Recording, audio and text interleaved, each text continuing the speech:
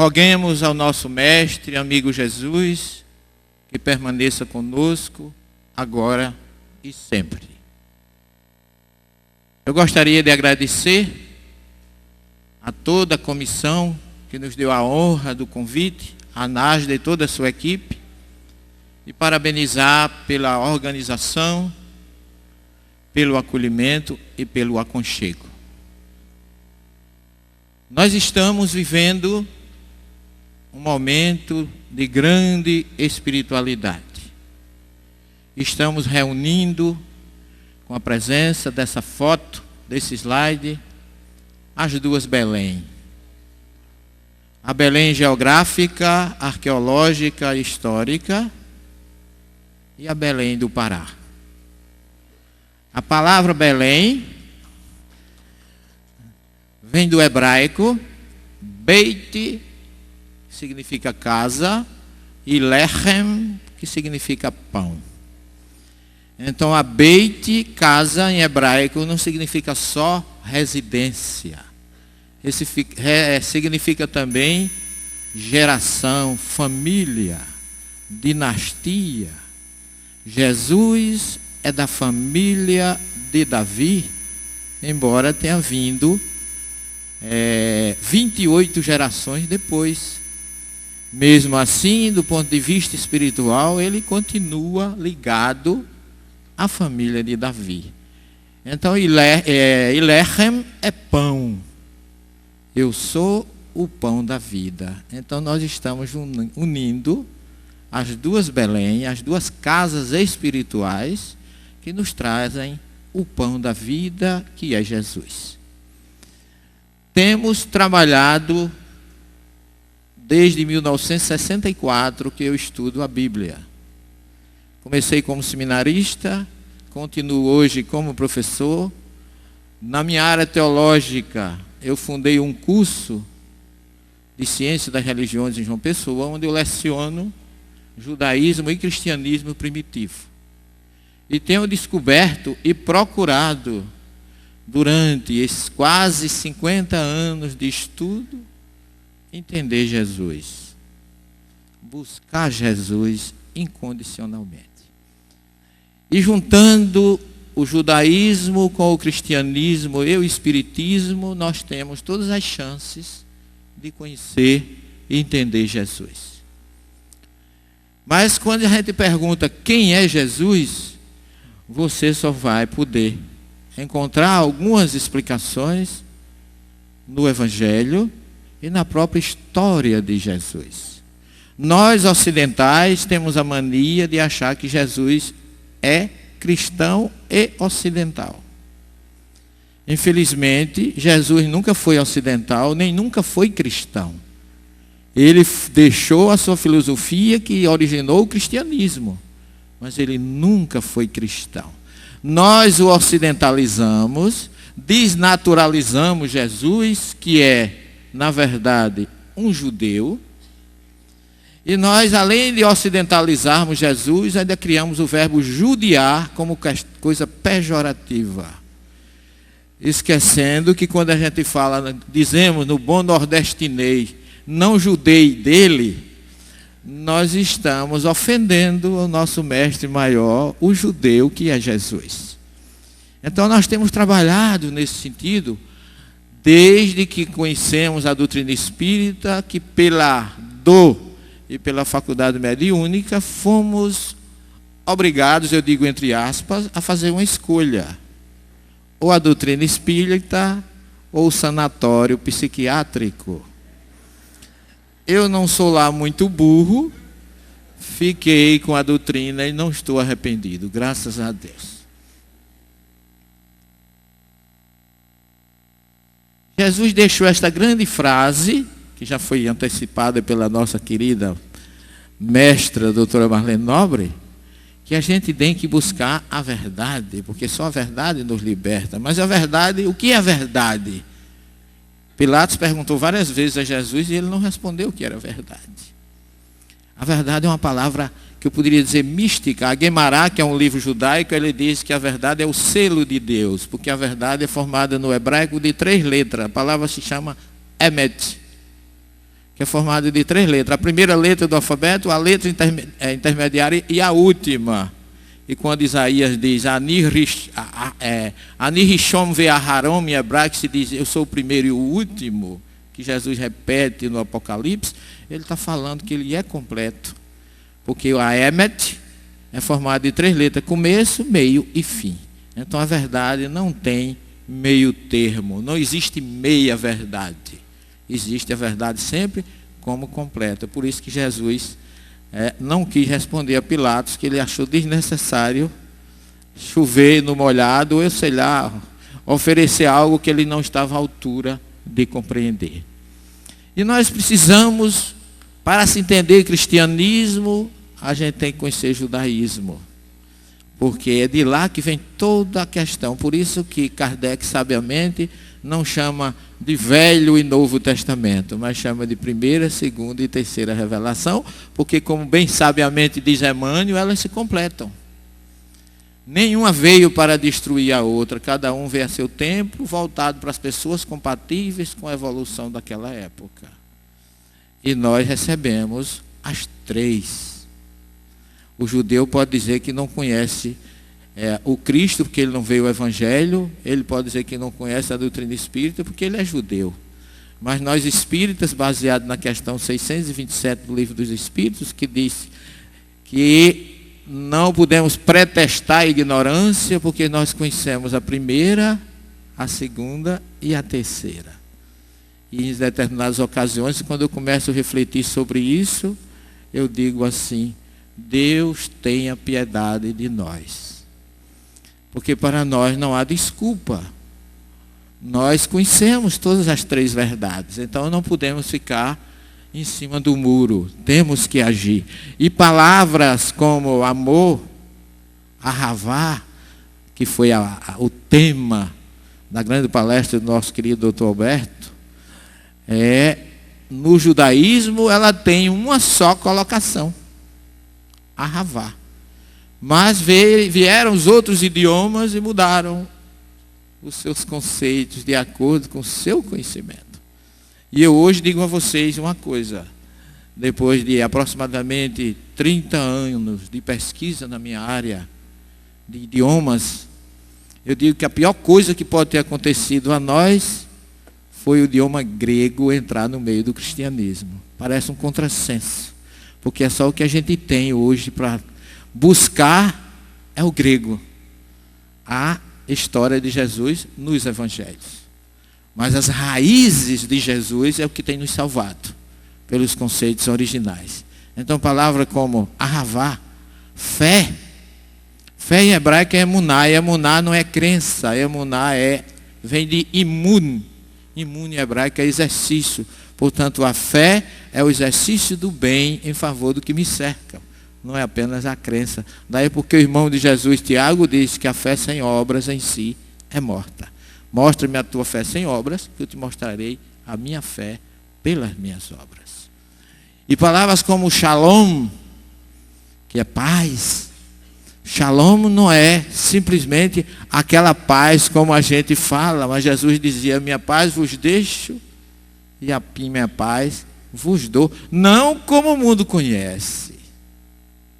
Porque quando ele dizia Shalom Aleichem, paz sobre vocês, ele estava falando do próprio Deus que ele estava oferecendo a nós. Porque Shalom, na língua dele, é um dos nomes de Deus.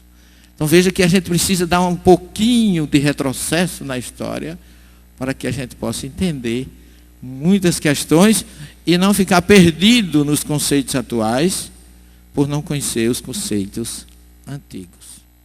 Isso é muito importante. E eu tenho a felicidade, e todos nós espíritas também já desfrutamos dela, de conhecer Jesus com a filosofia cristã, Jesus como judeu com seus ensinamentos judeus, que por misericórdia e por amor enviou os profetas, enviou a primeira revelação, depois ele mesmo enviou a segunda, que veio trazer a segunda, e nos enviou o grande senso encarnado, o mestre lionês Allan Kardec, para nos trazer a terceira. E é assim que a gente pode hoje, do ponto de vista teológico, do que a gente tem estudado, Eu digo para vocês que a doutrina espírita me ajudou e tem ajudado substancialmente. Porque questões teológicas que eu não entendi como cristão e como seminarista e como teólogo, eu vim entender com o Livro dos Espíritos, que é uma obra magnânima. Não é para ser lido, é para ser estudado, revisado, pesquisado diariamente. Porque a gente nunca esgota o seu conteúdo.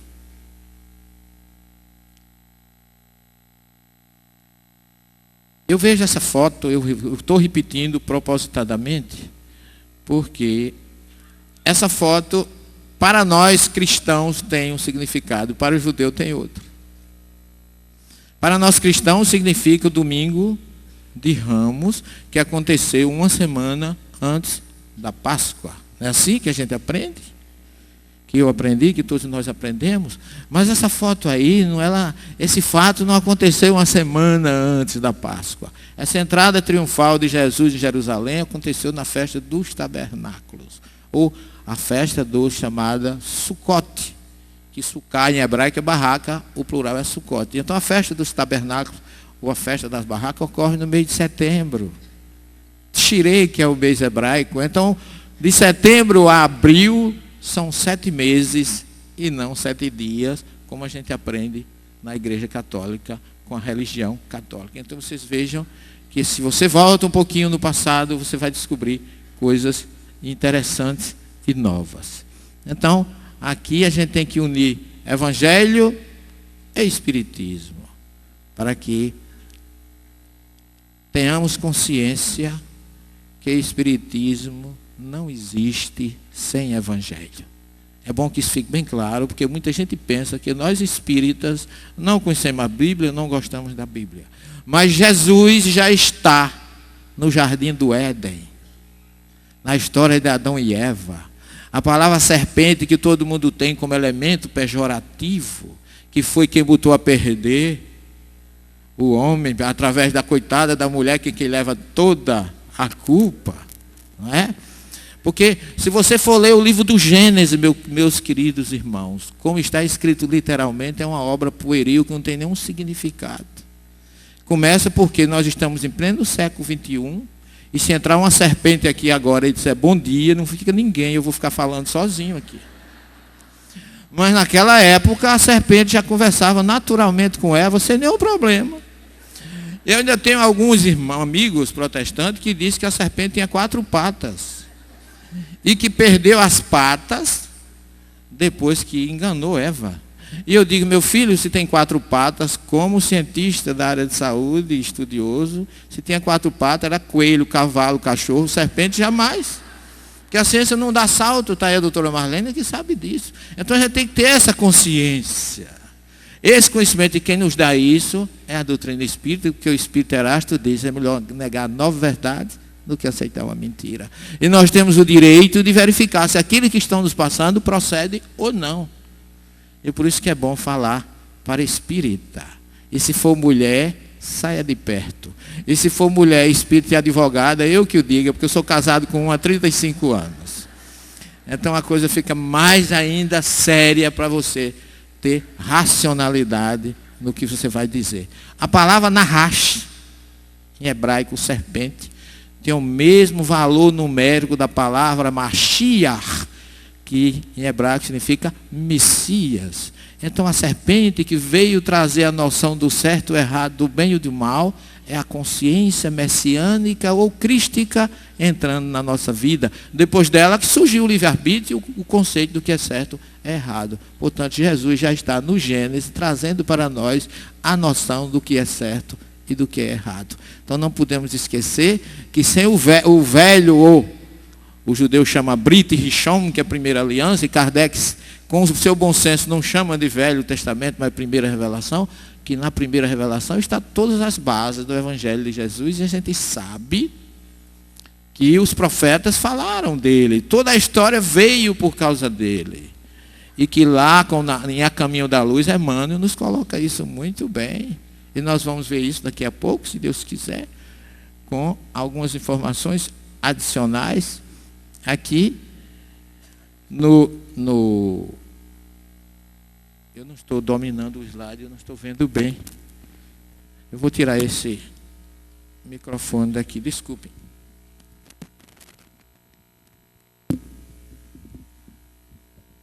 Tem que dar um passe nele para ele sair.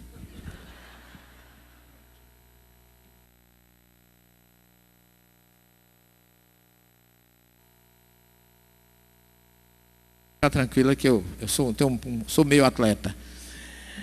Então, o que dizem os evangelhos identificando Jesus? João diz que ele é o enviado de Deus.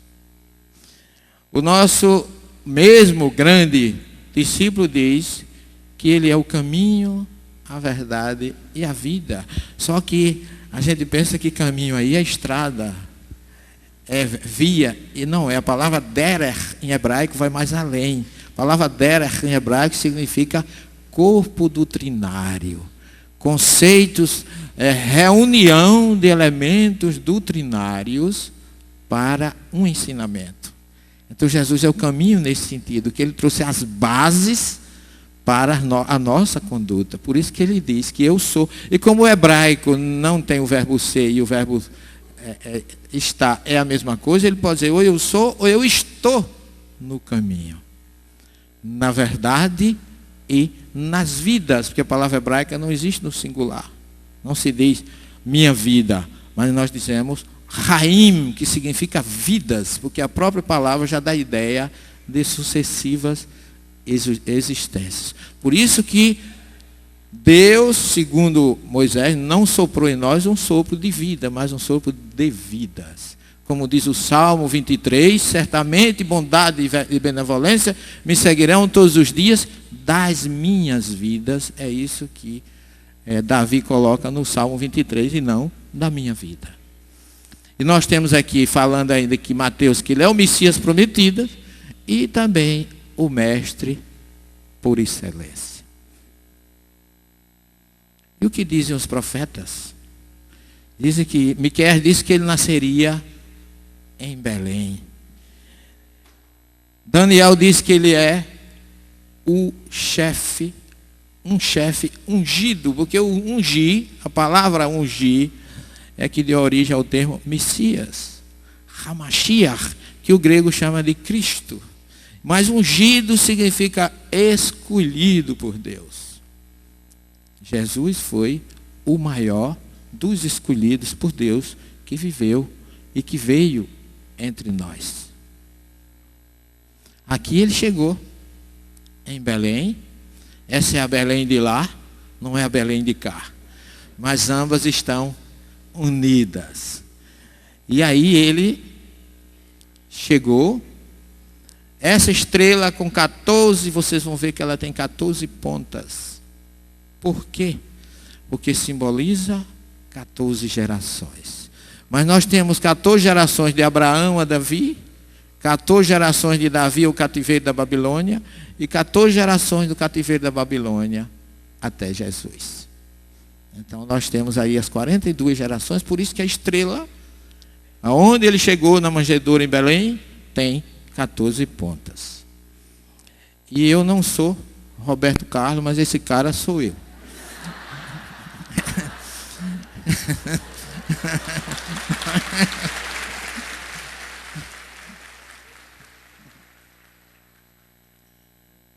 No momento em que eu já estive várias vezes aí, graças a Deus, e eu gosto de levar, além de levar o Brasil, né, eu gosto realmente de participar, porque eu vou dizer a vocês, a emoção é indescritível. Nós vamos aprofundar isso um pouquinho. Aqui é o campo dos pastores, mostrando que se Jesus tivesse nascido em dezembro, os pastores não estavam no campo.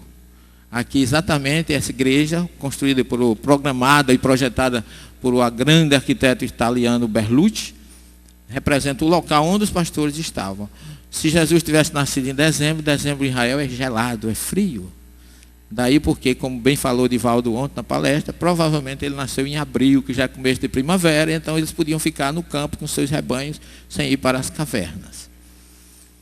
E onde Jesus estava antes de descer à terra? Uma pergunta que muita gente faz, né? E ele mesmo responde no Evangelho, Pois desci dos céus, não para fazer a minha vontade, mas a vontade daquele que me enviou. Está lá em João. Mas não pensemos que ele desceu de um céu físico. A palavra reino dos céus, criada por João e repetida por Jesus, significa mundo espiritual. E isso é bem explicado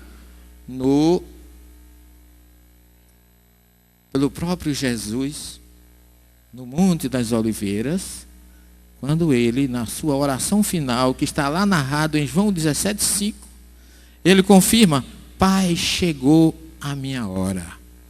E agora honra-me, que é a palavra, o verbo kavod em hebraico é honrar. Muita gente traduz como glória, mas é mais honra. Agora honra-me com a honra que eu tinha quando eu me encontrava contigo antes da criação dos céus e da terra. E não criação do mundo, como muita gente traduz. Quando Moisés fala da criação, ele diz: Bereshit bara Elohim et hashamayim ve'et haaretz, que significa: no princípio criava Deus os céus e a terra. Céus e terra é o nosso planeta. Então Moisés está falando da criação do planeta Terra e não do universo. E todo mundo confunde a Terra com o universo. Então é a criação do nosso planeta. Então Jesus está dizendo que ele já se encontrava com Deus antes da criação do nosso planeta, que ele assumiu como presidente. Nós sabemos disso, como está lá narrado, que antes disso espíritos iluminados colocaram a Terra no seu eixo gravitacional para que ela se tornasse habitada. Está lá em A Caminho da Luz, do nosso querido Emmanuel. Jesus era um mestre por excelência. E como mestre, ele nos ensinou uma coisa: ninguém faz nada sozinho. Então, para que ele começasse o seu trabalho, ele criou uma equipe. Ele criou uma equipe não de PhDs, por isso que eu não gosto muito de currículo. Porque as pessoas começam a dizer: é isso, é doutor daquilo, é PhD nisso. Aí sobe um anão com quase 1,30 m como eu e decepciona a plateia. O que vale não é o currículo. Jesus mostrou isso, porque ele chamou pessoas simples. Por quê? Porque ele, como mestre, ele capacitou os seus escolhidos. Ele não escolheu os capacitados. Essa é a grande lição. E o mestre realmente forma discípulo. E eu queria... essa fotografia, aqui foi o local onde Jesus escolheu os seus discípulos. Isso é um trapiche que você está vendo nas escadas. E aí, na minha direita, está exatamente o local que foi o diálogo entre Jesus e Pedro, que foi a palestra do Dr. Alberto Almeida, que iniciou a nossa manhã com uma bela exposição. Aconteceu exatamente aí. Eu tirei essa fotografia esse ano passado, em maio. Mas quando eu fui olhar essa fotografia, eu me senti tão pequeno, pessoal. Eu já sou pequeno, mas eu me senti mais ainda. E me deu uma certa, perdoe-me a franqueza, me deu uma certa tristeza. Porque faz 2000 anos que Jesus passou aí. Ele escolheu um grupo, ele mudou o mundo, ele dividiu o tempo, ele fez tanta coisa bela. E eu, como tantos de nós, 2000 anos depois, nesse lugar, me deu uma saudade muito grande de Jesus. Esse é um lugar muito importante. Eu queria dizer a vocês que eu fiz os caminhos de Paulo já 2 vezes. Estou fazendo uma pesquisa na Turquia sobre cristianismo primitivo, que como eu sou professor da disciplina, eu estive até em Roma fazendo também a pesquisa no Vaticano. Mas agora em setembro eu vivi, em novembro, uma experiência muito forte. Porque depois dessa foto, eu fui a Tarso. Quando eu cheguei em Tarso, eu ia preparando, fui com um grupo, eu ia preparar, tinha preparado já uma palestra, uma conferência lá dentro da igreja de Paulo, para falar sobre a história de Paulo, a família, aquelas questões históricos, arqueológico-culturais. Mas quando eu entrei na igreja, que não tem padre lá, só tem 2 freiras, as freiras dizem: o senhor vai falar alguma coisa? Eu digo: vou falar alguma coisa para o grupo. E eu me preparava para falar sobre isso, quando eu vi uma voz que dizia assim: fale sobre a saudade de Jesus. E eu me emocionei, porque aquela voz foi muito forte. Porque quando eu olhei para a direita, que eu vi a fotografia de Paulo dentro da igreja, a voz repetiu: Paulo tinha muita saudade de Jesus. E foi por isso que ele fez tudo o que ele fez. Foi impulsionado pela saudade de Jesus. E eu digo a vocês que entre lágrimas eu comecei a falar, não me lembro o que é que eu falei. Quando é hoje, eu vou lançar uma obra sobre esse trabalho que eu fiz. Já está pronto, eu escrevi um capítulo sobre isso, que chama A Igreja de Paulo e a Saudade de Jesus. E a doutora Marlene Nobre, ao iniciar a sua conferência hoje, ela falou de uma entrevista do Chico. E antes de eu viajar, eu tive uma visão que o doutor Bezerra e o Chico iriam nos ajudar nesse estudo de Paulo, João e Maria, porque o trabalho foi feito exatamente na tarefa de João, Maria e Paulo, lá em Éfeso, toda a Ásia Menor, toda a Anatólia ou Turquia. E a doutora Marlene disse: Chico Xavier, numa entrevista, disse que todos nós ainda estamos aqui hoje neste planeta, porque nós temos uma grande saudade de Jesus. A senhora não sabe como eu me emocionei, doutora Marlene, porque eu desconhecia isso de Chico. Eu vou pedir permissão para, no final do meu capítulo desse livro, eu acrescentar esse fato, porque eu acho que nada é por acaso, e que nós estamos tão interligados, e que realmente nós, eu digo a vocês, eu tenho muita saudade de Jesus. Eu acho que isso impulsiona a gente a buscá-lo, a entendê-lo, a conhecê-lo. Porque aqui, onde nós mostramos esse... Eu tirei mais uma foto no sol do mar da Galileia, porque o sol da nossa vida é Jesus. É a luz do mundo. Esse lugar para mim é muito sagrado. Aqui o grupo está aqui reunido, foi exatamente aí que ele chamou a Pedro, André, Tiago e João. Os 4 primeiros. E aqui tem uma coisa curiosa, essas pedras são as únicas pedras que têm forma de coração. Aí, onde fica a chamada Mensa Christi, o local onde Jesus apareceu 3 dias depois para confortar os discípulos. Porque depois de Pedro ter negado a ele 3 vezes, realmente Pedro deve ter ficado com a cabeça, coitado, ninguém sabe como, porque ele não teve mais oportunidade de falar com Jesus, nem de chegar perto. Apenas Humberto de Campos disse que ele via Jesus pelas grades da prisão, e é um local que quem vai lá não se sente bem. E ele não teve oportunidade, mas Jesus voltou, perguntou 3 vezes se o amava, para lhe dar a chance de quebrar as 3 negações com 3 promessas de amor. Isso é muito forte, porque eu pergunto, quem de nós, se encontrasse alguém que nos negou 3 vezes, depois de 3 dias, o que é que a gente iria dizer? A gente que ia perguntar: você me ama? Hoje a gente dizer bonito para sua cara. Você disse no jantar, você disse que morria por mim. E meia hora depois você me negou 3 vezes, né, sujeito? Quer dizer, a gente iria ter um outro comportamento, mas a gente ainda está por aqui, num planeta de expiação e provas.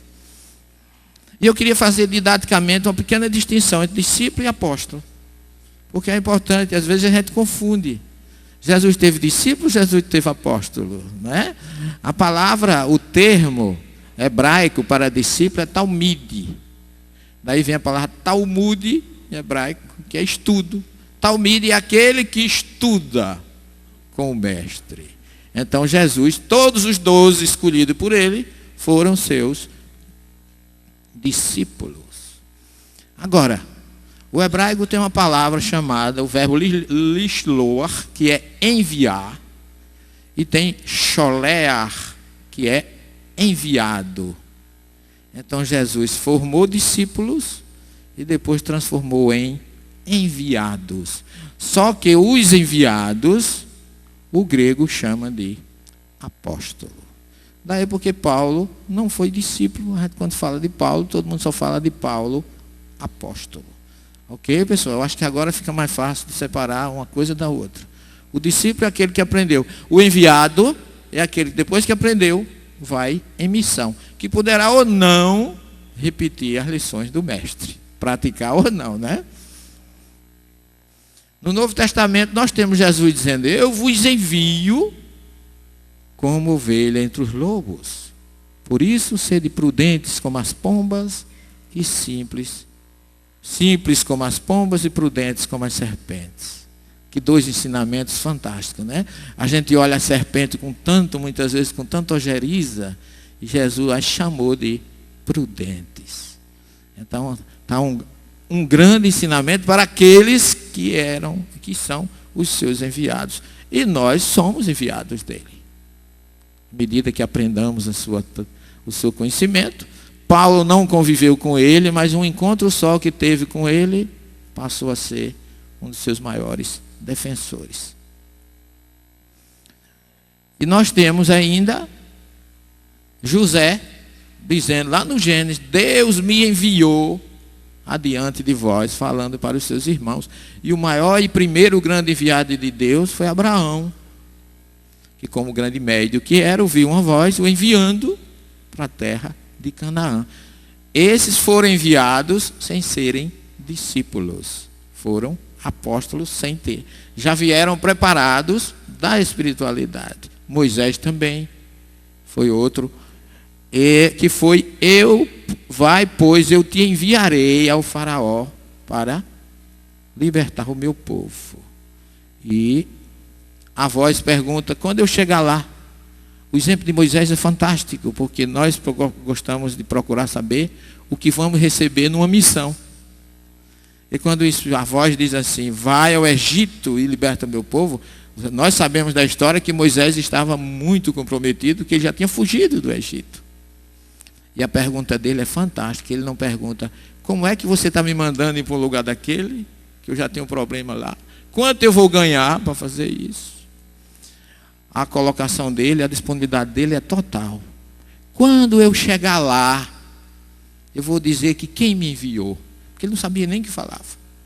E a voz diz: Irie, Achê, Irie, em hebraico, que significa: eu serei aquele que estarei com vocês.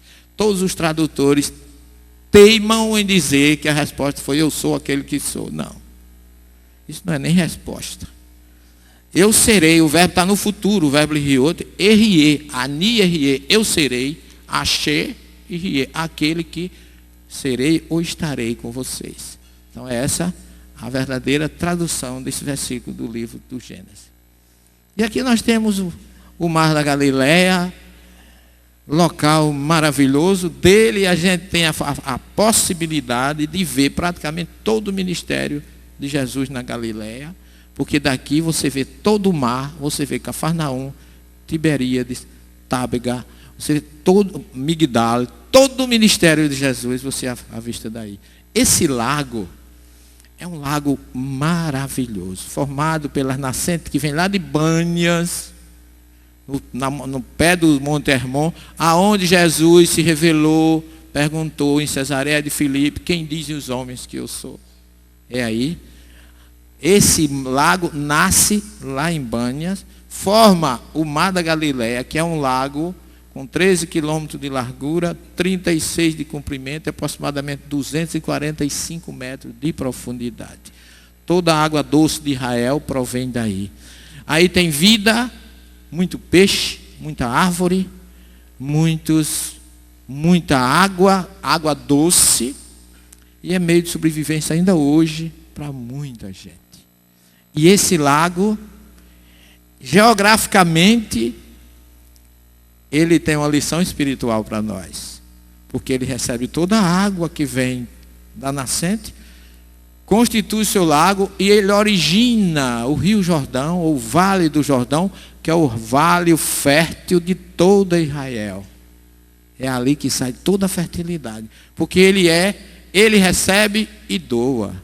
Ele é desprendido, por isso que ele é cheio de vida. Enquanto o Mar Morto recebe todas as águas do Rio Jordão e não passa para ninguém, é egoísta.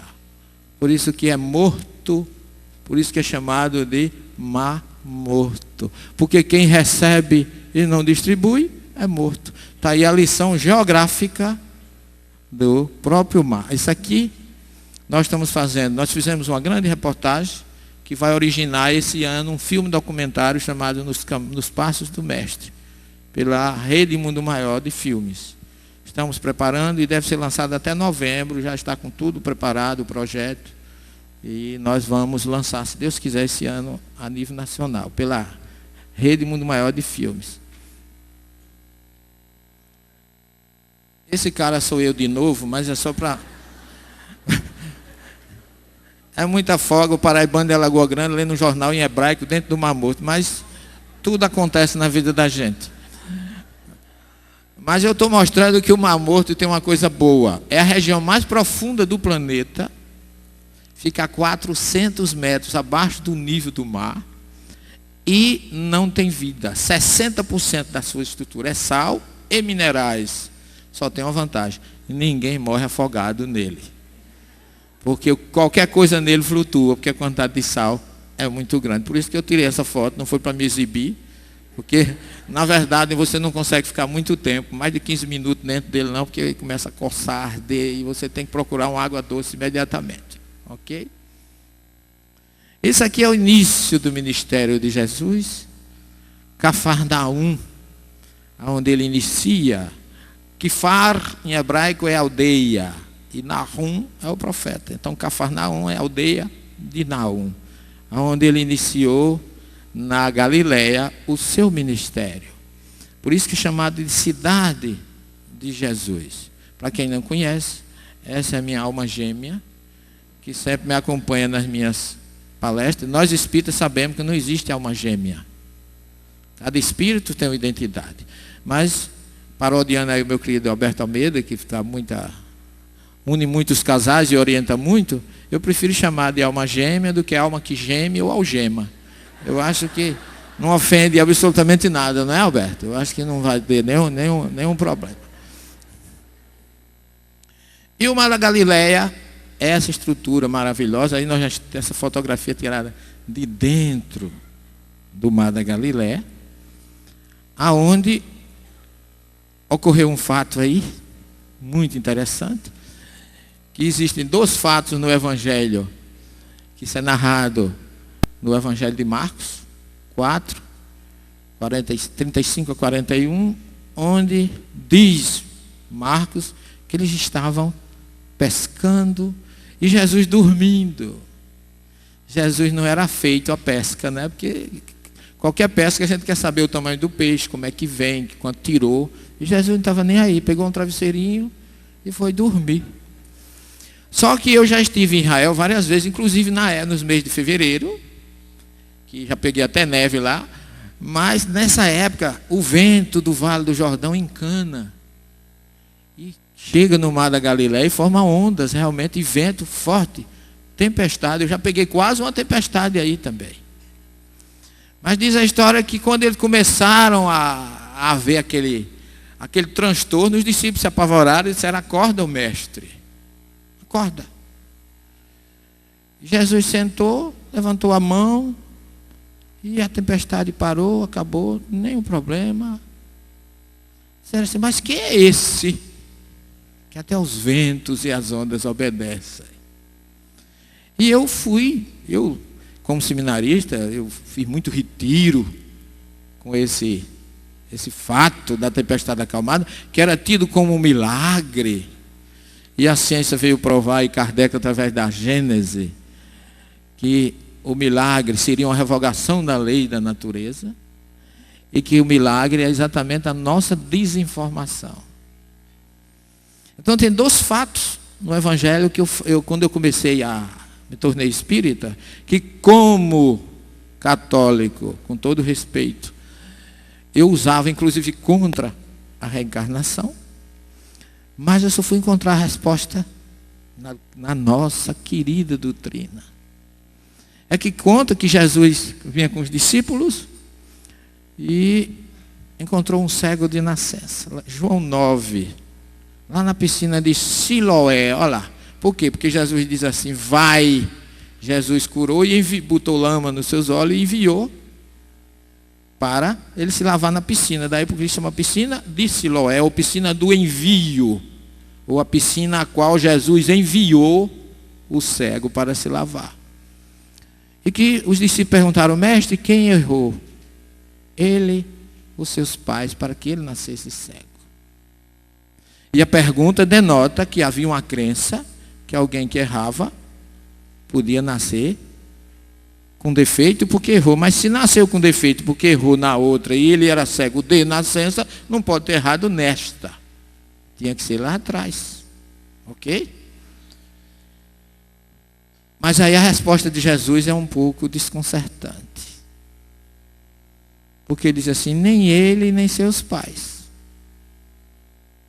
E isso, me desculpa a expressão paraibana, me encafifou o juízo muito tempo. Como é que se nem ele, nem seus pais, segundo Jesus, errou, ele nasceu cego? É uma prova que se ele nasceu cego, para nós espíritas, foi de alguma coisa, causa do passado. A questão é que ele nasceu cego. Não resta dúvida. Embora Ezequiel já tivesse dito que nem o filho paga pelo pai, nem o pai paga pelo filho, cada um paga por si, responsabilidade individual, Ezequiel 18. Então, não tem essa de o filho errar e o pai pagar. Ou melhor, o pai errar e o filho pagar.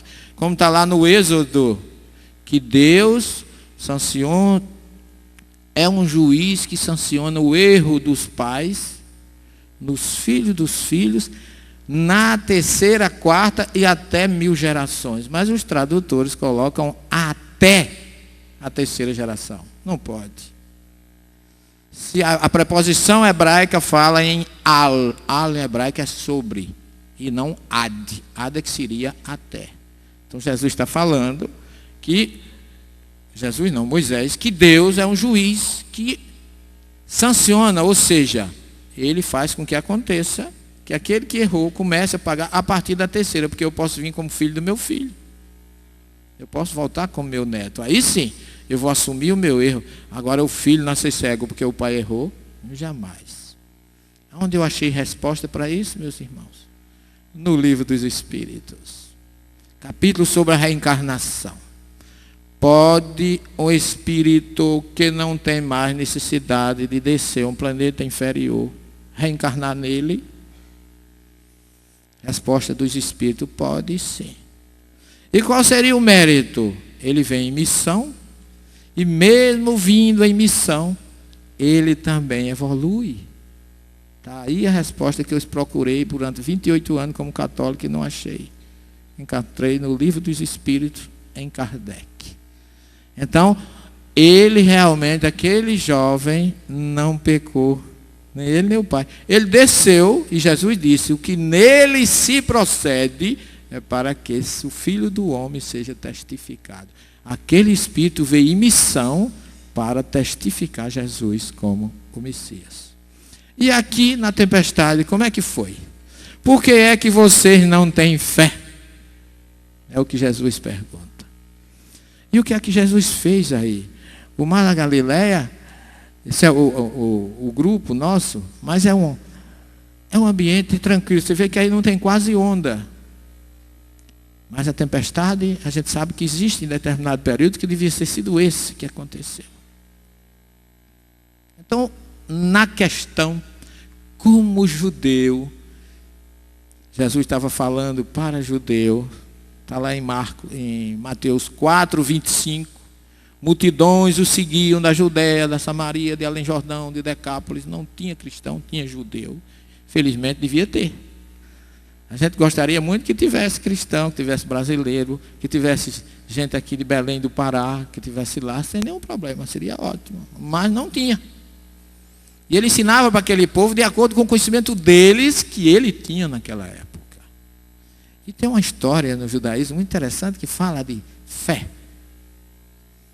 Muita honra, Raul, tê-lo aqui conosco, meu irmão. É um prazer. Eu estou muito feliz. E diz que um discípulo, aliás, um mestre religioso, foi pegar um trem para Kiev.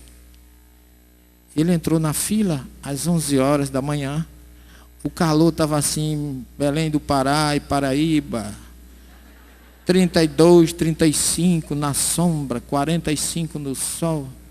E o mestre com aquele chapéu preto, aquela capa escura, bolsa na mão, entra na fila. E o suor pingava, o discípulo passou e disse, coitado do meu mestre, eu vou dar-lhe uma força. Aí chegou lá e disse, mestre, por favor, sente aqui que eu vou tirar a passagem para o senhor. Ele disse, muito obrigado, meu filho. Ele entrou na fila, ficou uns 40 minutos, tirou a passagem dele e entregou para o mestre. Muito feliz, e o mestre disse, meu filho, muito obrigado. E colocou o chapéu e foi caminhando para pegar o trem. Quando o discípulo disse assim, mestre, o senhor me desculpe, eu tirei a sua passagem, mas eu tirei com o meu dinheiro, o senhor não me deu dinheiro. Eu fui fazer o favor apenas de tirar a sua passagem, mas o senhor tem que repor, porque eu também vou viajar, é com aquele dinheiro que eu vou viajar. Aí o mestre olha para ele tranquilamente e diz assim, meu filho, eu lamento, mas eu também não tenho dinheiro. E ele surpreso disse, mas como é que o senhor não tem dinheiro e vem para a fila tirar uma passagem? Ele disse, eu não tenho dinheiro, mas eu tenho fé. Eu vim para a fila, Deus mandou você. E agora, você tem fé? O discípulo olhou assim, meio desconfiado. Ele não podia dizer para o mestre que não tinha. Disse, eu tenho, mestre. Então, meu filho, entre na fila e aguarde que alguém vai trazer para chegar para tirar a sua passagem. Então, a pergunta de Jesus tinha alguma coisa a ver com esse conhecimento judaico. Que você tem que ter fé, mas a fé não é simplesmente a crença. É o exercício, é a prática. Por isso Jesus disse, se vocês tiverem fé do tamanho de um grão de mostarda. Não é? Então, os discípulos se surpreenderam, mas Jesus disse, mas vocês, é como se vocês estão quase 3 anos comigo. E ainda não sabem fazer uma bobagem dessa, mandar acalmar uma tempestade. Uma bobagem dessa. Vocês não sabem fazer. Quer dizer, faz 3 anos que eu ensino isso a vocês não aprenderam ainda. De tantos e tantos ensinamentos. O que é que, na verdade, ele fez? A questão 536, A e B, do Livro dos Espíritos, diz exatamente a pergunta que o nosso grande mestre Leonês faz. Sabendo que os espíritos exercem ação sobre a matéria, e que são os agentes da vontade de Deus, perguntamos se algum dentre eles não exercerão influência sobre os elementos da natureza. A resposta, mas evidentemente, nem poderia ser de outro modo. Deus não exerce ação direta sobre a matéria. Ele encontra agentes dedicados em todos os graus da escala dos mundos. Então, o que foi que Jesus fez, meus queridos? Hoje, à luz da doutrina. Acordaram ele levantou, viu os espíritos que estavam ali provocando o fenômeno, disse assim, menino, vamos embora que eu quero dormir, o menino quer pescar. Acabou. Matou a pau, como a gente diz, e resolveu. E a gente acha, e as pessoas que não conhecem o fenômeno, acham que isso é milagre. Leia somente um pouquinho de Kardec e entenda quem foi e quem é Jesus. Nós espíritas temos esse privilégio de ter acesso a essas informações. Faz 40, eu não vou fazer conta não, viu, Sandra, porque mulher é danada, a gente diz a data, ela já vai somando, subtraindo. Já faz uns dias, eu vou colocar assim que é melhor, que eu trabalho exatamente com isso, porque eu sempre me constrangi ao ver pessoas de outras religiões condenar o espiritismo. Eu sei que o espiritismo não precisa da minha defesa. Ele é espiritismo comigo, semigo, apesar de migo. Mas não custa nada mostrar para essas pessoas que nós temos acesso a informações até mais do que eles. Então, eu tenho, na Universidade Federal da Paraíba, 2 cadeiras básicas. A primeira é a análise e interpretação de texto sagrado, onde participam padres, pastores. Damos cursos sobre reencarnação. Vocês já pregaram reencarnação para pastores protestantes? Quem não pregou não sabe o que eu já passei.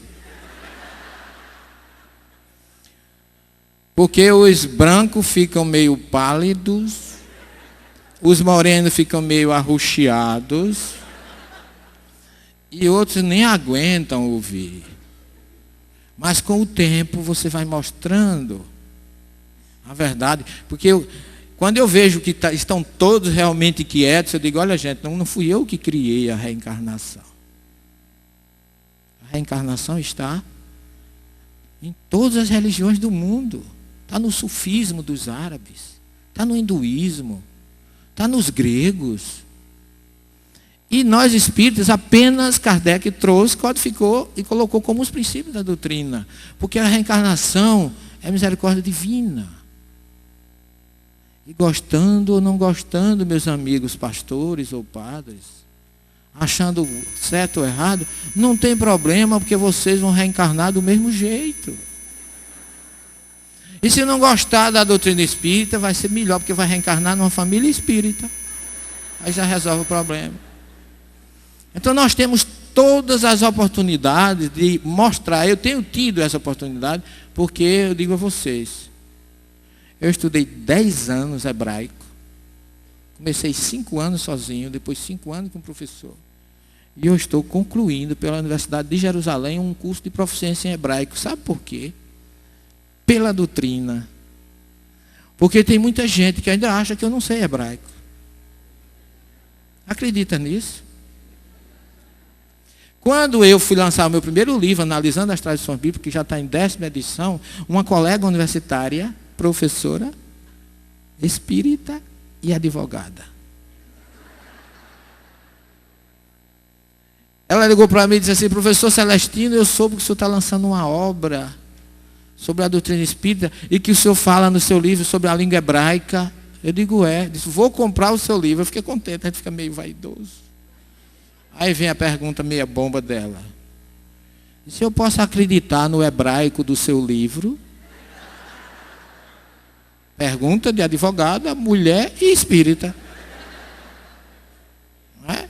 Eu digo, eu tive vontade de dizer assim, rapidamente, pode, mas eu parei e fiquei com a pulga, não, Sandrinha, um urubu atrás da orelha, porque eu fiquei pensando como é que eu vou provar para quem não conhece hebraico que aquilo é hebraico.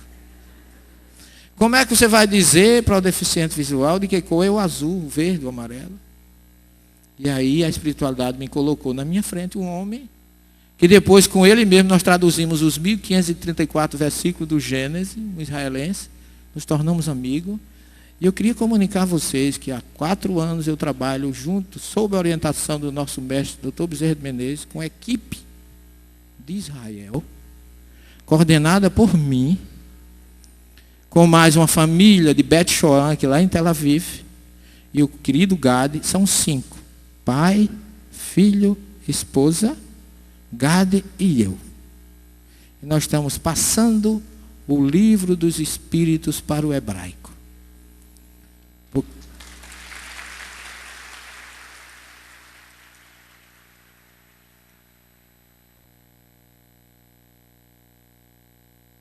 E tensionaremos a primeira preocupação nossa.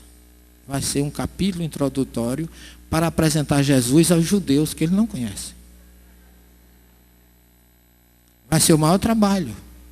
Porque o conceito que eles têm de Jesus não é o conceito do que Jesus realmente é. Mas nós vamos lançar isso lá dentro de Israel em online. Tensionamos publicar bilíngue, hebraico e inglês, para que isso chegue de volta. Eu me lembro que quando eu saí de Nova York, eu fiquei encantado com o Espiritismo em Nova York. E o Dr. Bezerra de Menezes, quando eu fui saindo nas minhas preces, ele disse assim, meu filho, o Espiritismo está voltando para casa. Porque foi aqui que ele nasceu com as irmãs Fox. Eu não tinha tomado nem conhecimento que o Espiritismo nasceu em Edisville, no condado de Nova York. E o trabalho realmente não é nosso, gente. É da espiritualidade. E a gente tem que entregar nossas vidas a Jesus. Eu tenho 3 coisas na minha vida que eu adoro. Minha família, a minha profissão e a doutrina espírita. Porque sem o espiritismo eu não sou ninguém. Espiritismo me fez reviver, renascer. Porque eu não sou tão radical quanto foi o Paulo nesse sentido. Eu hoje convivo bem com todas as religiões. O meu primeiro livro é prefaciado por um judeu. O segundo apresentado por um pastor protestante. O terceiro é em parceria com um judeu. O quarto, o Evangelho Cristianismo Primitivo, é prefaciado pelo arcebispo da Paraíba, Dom Aldo de Cílio Pagoto. Então nós temos livre tráfego em todas as religiões.